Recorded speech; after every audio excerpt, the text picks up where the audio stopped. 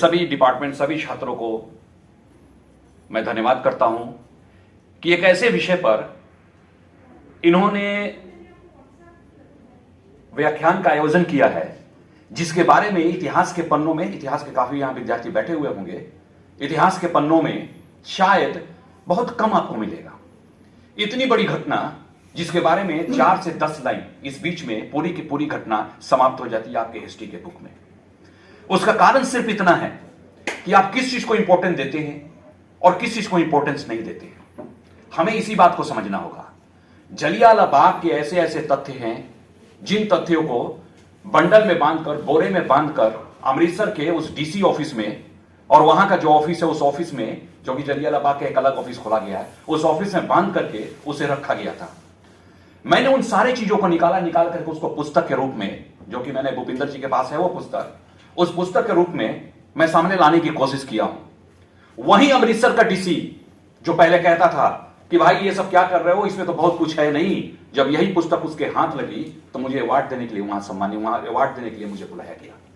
पंजाब के गवर्नर को special phone हुआ और उन्होंने कहा कि मैं इस बुक का रिलीज करूंगा, इस बुक को, जबकि ये बुक अयोध्या में रिलीज हो चुका था। उसके बावजूद उन्होंने कहा कि मैं इस बुक को रिलीज करूंगा ताकि आपने जिस जिस फैक्ट को इसमें दिया, ये तो फैक्ट दुनिया जानती ही नहीं है। हम तो इसके 5% तक नहीं पहुंच पाए हैं जहां आपने 100% चीजों को देने की कोशिश किया। और मैं आज भी आपको बोलता हूं, अभी भी इसमें ये 100% नहीं है, ये आज भी 20% है।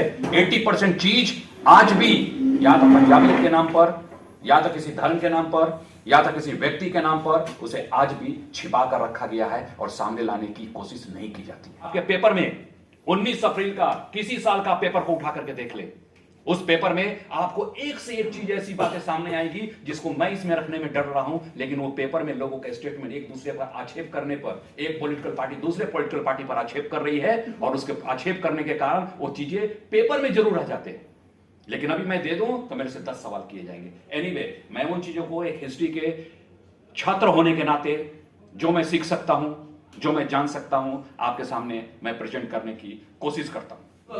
हमारी अंग्रेज आए और 1000 वर्षों तक शासन करके यहां से चले गए। जिसको रहना है रह गया, जिसको जाना था वो चला गया।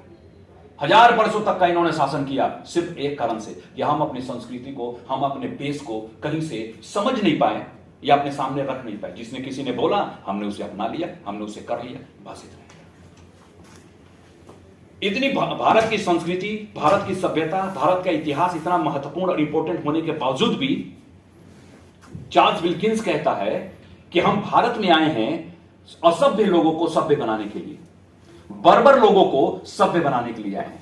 वो भूल जाता है कि वही अंग्रेज, वही लोग भारत में 1857 की क्रांति जैसे चीजों को सामने लाते हैं, जहां कहा जाता है, सिर्फ एक जगह का मैं आपको एग्जांपल देता हूं, 4.5 लाख की जनसंख्या थी पूरी दिल्ली की और उन्होंने 1 लाख लोगों को मारा था। 3.5 लाख की जनसंख्या बच गई थी। आप कल्पना करो कितने लाशों से पटा होगा दिल्ली, कितने चील कौवे घूम रहे होंगे, क्या स्थिति होगी उस दिल्ली की।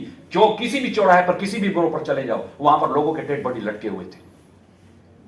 1857 के बाद बहुत सी घटनाएं हुई जिसको आज भी इतिहास के पन्नों में लाना मुश्किल रहा है, जिस कारण से भी नहीं है। लेकिन उसके बाद का जो अगर घटना आया तो है 1919 का 13 अप्रैल की घटना, जिसमें जलियांवाला बाग की घटना है जो पंजाब के अमृतसर में घटा था। आप सभी जानते हो इस घटना के कई बेस थे, कई कारण थे। कुछ कारण को मैं आपको बताना चाहूंगा जो रोलेट एक्ट के बाद ही शुरू हुआ था। एक की पंजाब के क्षेत्र में जो लड़के होते थे वो लंबे तगड़े होते थे और इस रूप में होते थे, इनकी जो नस्ल थी वो बड़ी थी, उसको सेना में रखने की कोशिश की गई। सेना में रखने के लिए प्रथम विश्व युद्ध शुरू हो चुका था। 1914-15 में प्रथम विश्व युद्ध शुरू हो चुका था, 1919 में खत्म होना था उसको। 1916 में पंजाब के क्षेत्र से सबसे ज्यादा सैनिकों की भर्ती की गई। पूरे देश से 1,95,000 सैनिकों की भर्ती की गई थी। उस 1,95,000 में 1,10,000 सिर्फ पंजाब से थे और 1,10,000 जो पंजाब से थे उसमें 43,000 जो सैनिक थे वो विदेशों में मारे गए थे। किसी का युद्ध फ्रांस में चला था, किसी का स्पेन में चला था, किसी का कहीं चला था, किसी का कहीं चला था। यानी कि 43,000 सैनिक इस पंजाब से, सिर्फ पंजाब से मारे गए थे। पंजाब का ये इंपॉर्टेंस था। महात्मा गांधी को आप सभी जानते होंगे, बच्चे के महात्मा गांधी को कैसरे हिंद की उपाधि दी गई थी। वो सिर्फ इसीलिए दिया गया था कि पंजाब से या भारत के अन्य क्षेत्रों से जो बच्चे सेना में जा सकते उनको जबरदस्ती सेना में भर्ती करवाना है।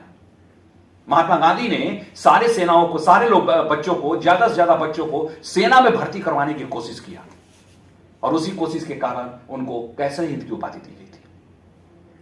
एक तो सेना का कारण था जिसमें यहां के जो छात्र थे, यहां के जो वो थे जवान, जो बच्चे थे, वो सारे सेना में गए थे और उसके बाद प्रथम विश्व युद्ध समाप्त होने के बाद वो सारे के सारे यहां बेरोजगारी की अवस्था में पहुंच गए थे।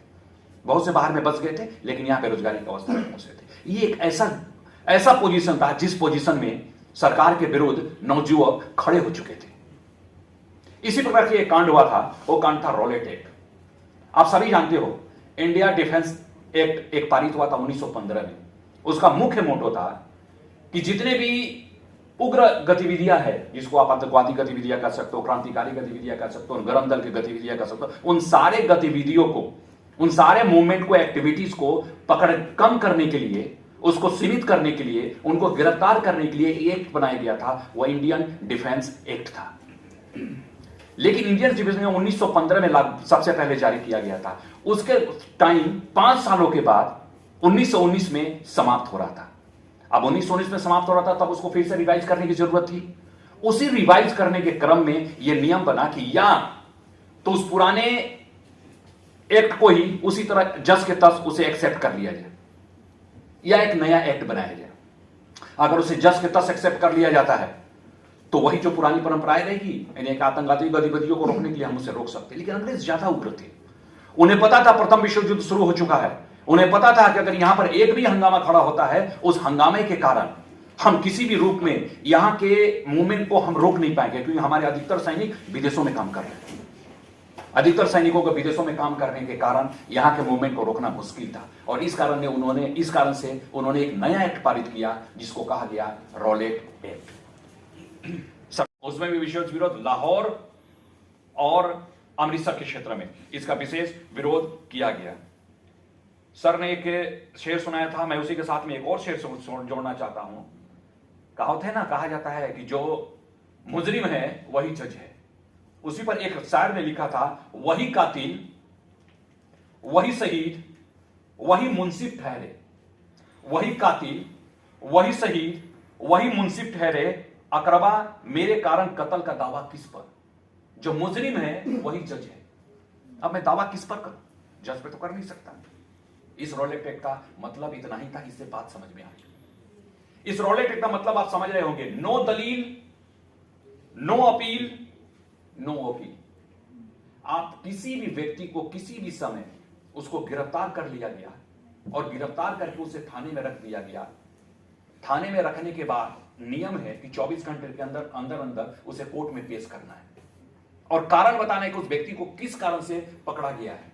लेकिन इस एक्ट के द्वारा अगर पकड़ा गया तो कारण बताने की कोई जरूरत नहीं है, किस व्यक्ति को क्यों पकड़ा गया, कहां ले जाया गया, और उसके परिवार को खबर करने की भी जरूरत नहीं।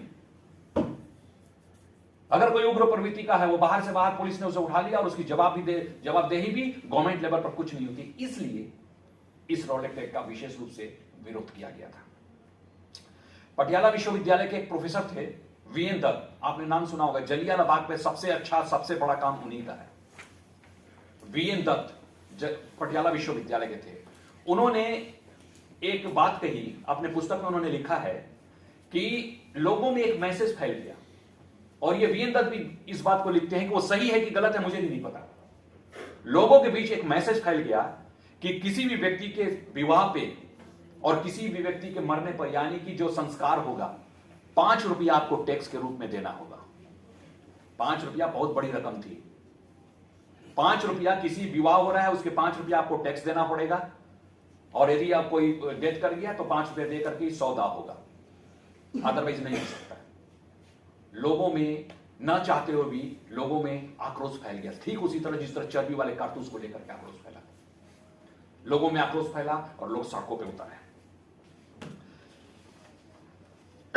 इसका विरोध सभी पत्र पत्रिकाओं ने किया। उस समय का जो महत्वपूर्ण पत्र पत्रिका थे उन सभी ने किया। आपने नाम भी सुना होगा, अमरीश बाजार पत्रिका, independence, Bombay Chronicle, new Herald, इनकलाब, ट्रिब्यून, विजय, सियासत, सभी ने इसका विरोध किया। एक महत्वपूर्ण पत्र था उस समय जिसका नाम था वक्त। एक साप्ताहिक पत्र निकलता था वक्त। 22 मार्च को उसमें एक कार्टून निकला था, और उस कार्टून जो निकला था उसमें रोलेट एक्ट को सांप की तरह दिखाया गया था और उसे कहा गया काला नाग। और पूरे लोगों में यह फेमस हो गया, खास करके पंजाब के इस क्षेत्र में यह पूरी तरह से फेमस हो गया कि रोलेट एक्ट जस्ट लाइक एक काला सांप है। लोगों में जो मैसेज फैला, मैसेज तो पहले फैला था, उसके लिए लोग तैयार बैठे थे, और ये सब मैसेज गया, हर निगेटिव चीजों को लोगों ने एक्सेप्ट किया। और एक्सेप्ट का क्या मतलब होता है? सिंपल मतलब होता है या तो उसका समाधान करो, अगर आप समाधान नहीं करते हो तो उसका वो व्यवस्था उग्र हो जाएगी। इसलिए सेफ्टी बल्ब का सिद्धांत दिया गया कि लोगों में कोई आक्रोश है, उसको बैठाओ, उससे बातचीत करो। अगर आप बातचीत कर लेते हो तो सारे समाधान, सब कुछ समाधान हो जाएगा। अगर बातचीत नहीं करते हो तो शायद वो उग्र और उग्र रूप में होता जाएगा। अंग्रेजों की तरफ से कोई समाधान नहीं था, अब हिंसक रूप में चलने लगा।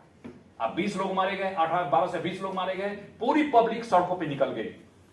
सड़कों पे निकलने में जब आगे बढ़ी तो एक नेशनल बैंक ऑफ इंडिया था, उसका मैनेजर था, मैनेजर एस्टुअर्ट, और उसका सहायक था एस्कॉट। उसने भद्दी भद्दी गालियां बकनी शुरू कर दी। जो सामान्य पब्लिक थी उन दोनों को बहुत पीटा और उन दोनों की मृत्यु हो गई। अलायंस बैंक का मैनेजर था GM थॉमसन, वो बालकनी के फर्स्ट फ्लोर पर खड़ा होकर उसने गोली चला दिया। गोली उसके बाद कितनी होगी? 2 से 3, 3 से 4, कुछ ऊपर चला, कुछ नीचे चला, बचने की पूरी कोशिश किया, बच नहीं पाया, वो भी मारा गया। चार्टर बैंक का मैनेजर था JW थॉमसन। क्योंकि बैंक की बात मैं इसलिए कर रहा हूं कि जो मेन अमृतसर का जो लाल कौन जो चौक था, उस चौक पर जो मेन जो पोजीशन होता है उसमें बैंक कौन ज्यादा होता है, और वहीं पर ये मूवमेंट, ये हंगामा चल रहा था। इसलिए बैंक का था JW थॉमसन और उसका सहायक रोज, इसने भी हंगामा खड़ा किया। मूवमेंट जो कर रहे थे उन लोगों को रोकने की कोशिश किया, इनसे भी झड़प हुई। खैर ये दोनों बच गए, किसी तरह से बच गए। रेल गोदाम का गार्ड था रॉबिन्सन, रिगी ब्रिज के पास एक सर्जेंट था रोलैंड, ये सारे लोग मारे गए। कुल मिलाकर के 7 अंग्रेज मारे गए। एक और घटना घट गई, आपने नाम सुना होगा मार्सेला शेरवुड का। ये मार्सेला शेरवुड एक नर्स थी, वहां कूचा कौड़िया वाला एक गली था, उस गली से वो साइकिल से जा रही थी। उस समय गाड़ी वाड़ी इस तरह के बहुत सिचुएशन नहीं थे, वो साइकिल से जा रही थी, वहां पर अपनी सहयोगी के साथ जा रही थी। वहां पर कुछ लोगों ने उसे रोक लिया और उसे भद्दी भद्दी गालियां दिया कि तुम अंग्रेजों ने हम कितने लोगों को मार दिए, तुम अंग्रेज चाहते क्या हो, तुम लोगों ने हमारा जीना मुश्किल कर दिया है, अमृतसर को तुम लोगों ने बर्बाद कर दिया। लोगों का जो भड़ास था उस अंग्रेज महिला पर निकालने लगे, लेकिन किसी ने उसे टच नहीं किया। खैर वहीं के लोगों ने बीच बचाव कर दिया और वहां से वो वापस चली गई। मगर इस बात को जो डीजीपी था मैकडोनाल्ड, उस समय का वहां का डीजीपी था मैकडोनाल्ड, उसने बड़े रूप में लिया कि अब अंग्रेजों का अमृतसर में रहना मुश्किल हो जाएगा। इसलिए उसने एक ऐसे ऑफिसर जिसका नाम था जनरल डायर, आपने नाम सुना है, एक ऑफिसर था general Dyer, Jalandhar cantonment board का वो अध्यक्ष था। उसके अंडर में 200 सैनिक होते थे। उन 200 सैनिक को लेकर के आकर के अमृतसर के इस सिचुएशन को संभालने की अपील की गई। वो बहुत ही क्रूर व्यक्ति था। उस समय जनरल डायर में 2 व्यक्ति थे, शायद आप नोट कर लो उसको। एक था जनरल R डायर जो कि सैन्य अधिकारी था, एक था जनरल O डायर जो वहां का लेफ्टिनेंट गवर्नर था। दोनों 2 व्यक्ति थे। जनरल R डायर जो सैन्य अधिकारी था, उसको कहा गया कि तुम अपने 200 संख्या वाले सैनिकों को लेकर के तुम अमृतसर आ जाओ और इस मूवमेंट को दबा दो। वो इतना एग्रेसिव था, इतना उग्र था कि वो अपने साथ वो 200 सैनिकों को नहीं लाया, बल्कि जितने गाड़ी खींचने वाले जो ड्राइवर थे, जो रसोईया थे, जितने थे, सभी को इकट्ठा करके 300 की संख्या में वो वहां से जलंधर से अमृतसर अपने सैनिकों को ट्रेन में लेकर के आया। वो इतना उग्र था कि जब उसकी ट्रेन 12 तारीख को, जब 11 तारीख की रात में जब उसकी ट्रेन अमृतसर पहुंची, वहीं पर उसने उसी ट्रेन में DC इरविन को बुलाकर, प्लोमर को बुला करके वहां पर उसने मीटिंग किया कि इन लोगों को, जो लोग असभ्य हैं, सभ्य लोगों पर कैसे उंगली उठा सकते हैं, हमारे महिलाओं की तरफ कैसे उंगली उठा सकते हैं, इसको कंट्रोल करना जरूरी है, अदरवाइज अंग्रेजों का शासन खत्म हो जाएगा। 12 अप्रैल को एक फरमान निकाला गया कि किसी तरह के जुलूस, किसी तरह का मीटिंग नहीं हो सकती है। कोई व्यक्ति किसी जुलूस को नहीं निकालेगा, कोई मीटिंग को नहीं निकालेगा। और इसके लिए एक ट्रूप बनाया गया। जितने बड़े अधिकारी थे अमृतसर में, जो लाहौर से भी आ चुके थे, उसमें जनरल डायर था, डिप्टी कमिश्नर इरविन था, पुलिस अधीक्षक यानी कि SP प्लोमर था, इंस्पेक्टर मोहम्मद अशरफ खान, उबदिल्ला, नायब तहसीलदार मलिक फतेह खान, और इस तरह से करके जितने जो अमृतसर के जो बड़े अधिकारी थे, उन्होंने एक जुलूस निकाला।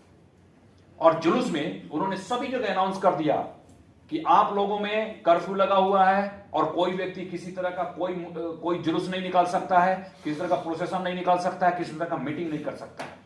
जब इन्होंने इस चीज को निकाला, लोगों तक पहुंचाने की बात की, तो अप्रैल का महीना था, सुबह 10 बजे इन्होंने निकाला, 1 बजे तक होते होते कड़ी धूप हो गई, ये लोग थक गए, ये लोग वहां से वापस आ गए।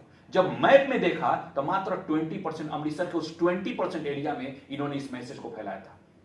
और उस समय कोई व्हाट्सएप और फेसबुक का समय नहीं था कि लोगों तक सारी बातें पहुंच जाए, टीवी का युग नहीं था। जो बातें सामने आमना सामनी हुई, डंके के चोट पर हुई, वही लोगों तक पहुंचता था। इन्होंने देखा कि लोगों तक सारी बात पहुंच नहीं पाई।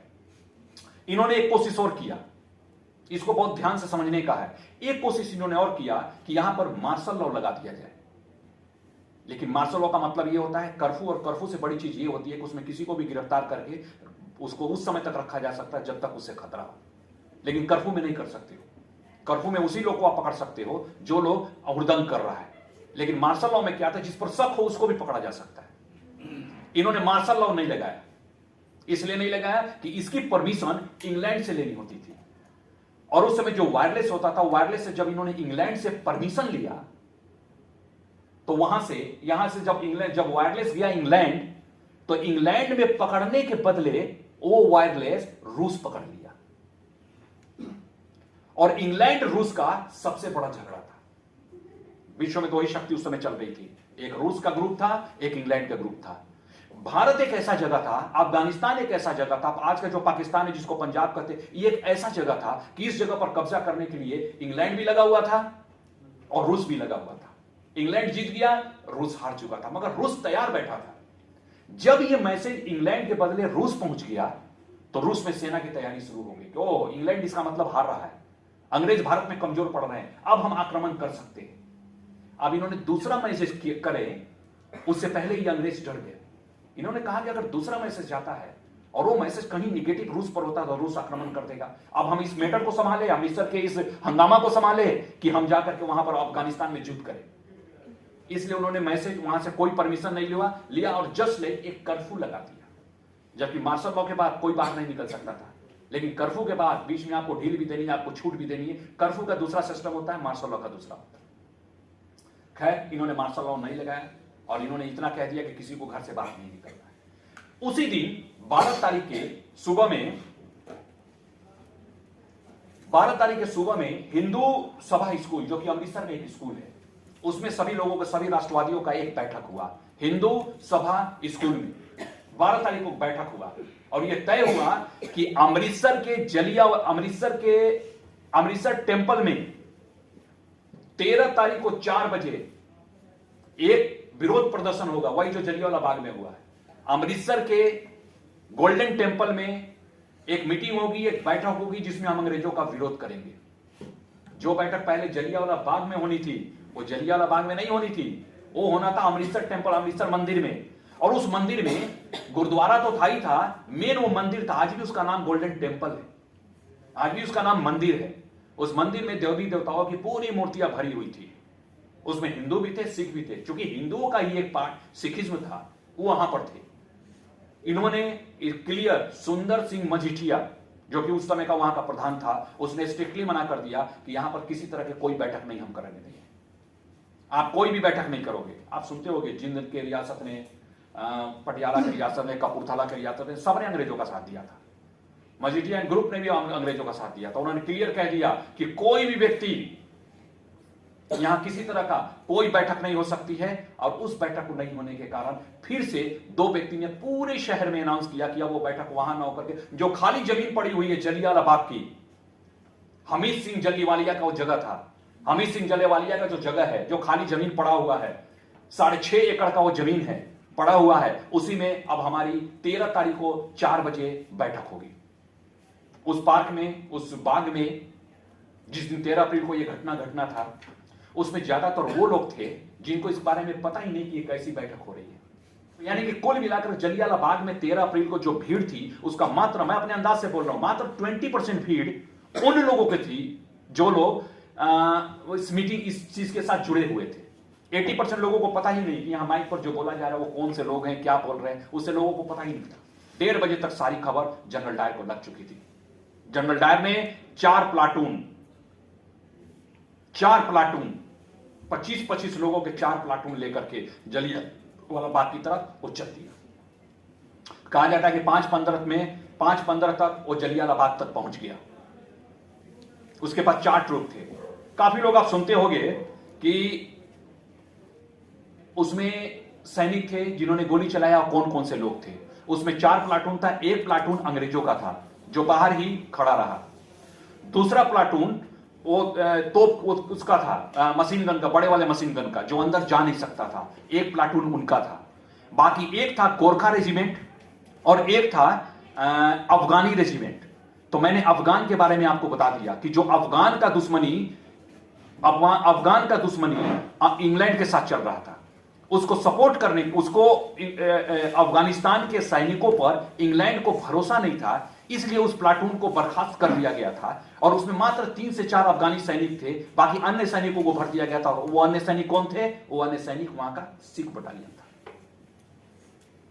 उसमें सिख बटालियन नहीं था, राजपूत बटालियन के भी 2-3 लोग थे, उसमें सिख बटालियन के भी लोग थे, उसमें अन्य बटालियन के लोग, यानी कि मिक्स एक पोजीशन था। ये सारे लोग एक सेकंड बटालियन में था। ये 2 बटालियन 25-25 के सैनिक मिलकर के अंदर घुस गए। जनरल डायर ने एक बटालियन को दाएं तरफ, एक बटालियन को बाएं तरफ खड़ा करके उसने लोगों को हुक्म दिया कि 1 मिनट के अंदर अंदर यहां से सारे लोग इस मैदान को खाली कर दो। लोग अभी समझे, कुछ जाने, तब तक जनरल डायर ने गोली चलाना शुरू कर दिया। गोली चलाया और लोगों का फवारा उजले कपड़े पर जब निकलने शुरू हुए, तब लोगों को पता चला कि ये तो गोली चलना शुरू हो गया। लोगों में भगदड़ मच गई। लोग उस तरफ भागने लगे जिस तरफ जनरल डायर का पिस्तौल राइफल कम था, और उस तरफ दूसरे अगले साइड में भागने लगे। वहां पर एक दरवाजा था। उस दरवाजे का नाम था सुल्तान सिंह बिंड दरवाजा। कई सारे दरवाजे बंद थे, मेन रास्ता वो खुला हुआ था। सुल्तान सिंह बिंड दरवाजा में 2 पल्ले लगे हुए थे, एक पल्ला टूटा हुआ था। तो लोगों ने सोचा यहीं से मैं भाग जाऊं, और भागने के क्रम में सारी की सारी भीड़ उसी तरफ जाने लगी। और ये अंग्रेज, ये लोग, जनरल डायर उसी तरफ गोली चलाने का हुक्म दिया जिधर से लोग भाग रहे हैं। जहां भाग रहे हैं तो वहां पर लाशों का ढेर लग गया था। सुल्तान सिंह बिंड दरवाजे पर लाशों का ढेर लग गया था। लोगों को समझ नहीं आ रहा था कि क्या करे, किधर से भागे। उसी में 2 व्यक्ति, एक का नाम था संतू मिश्रा और दूसरे का नाम था उधम सिंह। ये 2 व्यक्ति लोगों को वहां पानी और चाय पिलाते थे, पानी नहीं पिलाते थे, सेवा करते थे लोगों का। अनाथालय के बच्चे थे, अनाथ बच्चे थे, ये सेवा करते थे और सबको पानी नहीं पिलाते थे। ये दोनों वहीं पर थे, जसवंत गवाह हैं। उन्होंने देखा, इन्होंने छिप करके किसी तरह से अपनी जान बचाई। पेड़ के पीछे छिप करके इन्होंने अपनी जान बचाई। लाशों के बीच छिप करके इन्होंने जैसे तैसे अपनी जान बचाई थी। लोग, ज्यादातर लोग गोलियों से तो मरे हैं, लेकिन उससे भी ज्यादा लोग कुचल कर मरे। औरतें, बच्चे कुचल के मरे, उस नदियों में कूद करके मरे। तो वही उस कहता है कि 379 लोग मारे गए हैं। 275 लोग गोली से मरे हैं और 104 लोग कुएं में कूद करके मरे हैं। और 275 कैसे हुआ? तो फ्रांस में एक युद्ध हुआ था आज से 10 साल पहले। फ्रांस में जो आज से 10 साल पहले युद्ध हुआ था, उसमें 6 गोली चलाने पर 1 आदमी मरा था।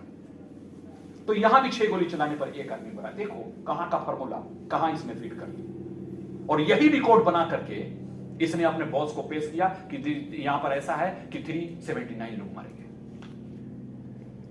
किसी व्यक्ति को पानी नहीं दिया गया, किसी व्यक्ति को डॉक्टरी सहायता नहीं दी गई, अधिकांश लोग कुचल के मरे थे। ये सारे सिचुएशन वहां खतरनाक होता चला गया।